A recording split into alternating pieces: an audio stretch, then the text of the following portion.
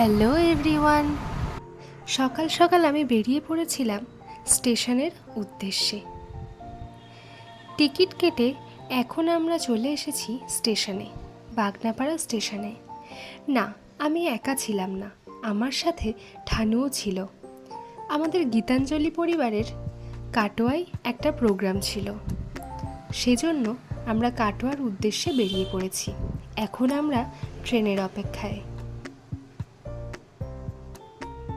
Samudragarh station পেরোনোর পর জানালার ধারে বসার সুযোগ পেয়েছিলাম, আর বাইরের দৃশ্যটা আজ এতটাই সুন্দর লাগছিল যে ভিডিওটা না করে থাকতে পারলাম না।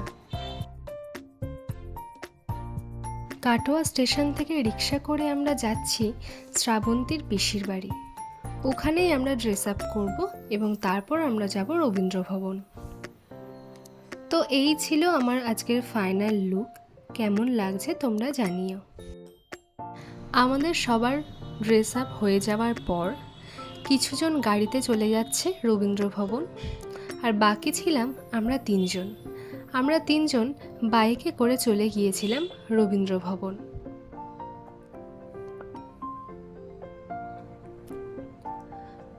ওখানে যাওয়ার পর দেখি প্রোগ্রাম অলরেডি স্টার্ট হয়ে গিয়েছিল। গ্রুপ পারফরমেন্সের থিম ছিল বাংলার লৌকিক উৎসব, তাই দাদার কোরিওগ্রাফিতে গীতাঞ্জলির একদম নতুন প্রোডাকশন বাংলার মনসা পূজা, তারই কিছু চরিত্রে আমরা পারফর্ম করেছিলাম। প্রোগ্রাম শেষে কাটোয়া স্টেশন থেকে ট্রেন ধরে আমরা নামলাম অম্বিকা কালনা। এবার বাড়ি ফেরার পালা। সকাল থেকে সন্ধে পর্যন্ত আমরা সবাই মিলে অনেক আনন্দ করেছি।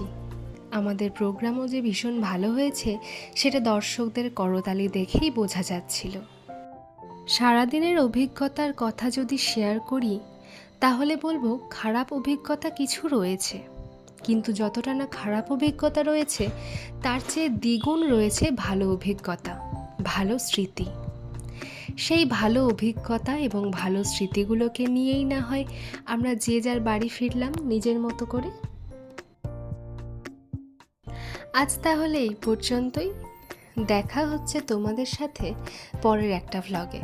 ততক্ষণ সবাই ভালো থেকো, সুস্থ থেকো, সাবধানে থেকো। ধন্যবাদ।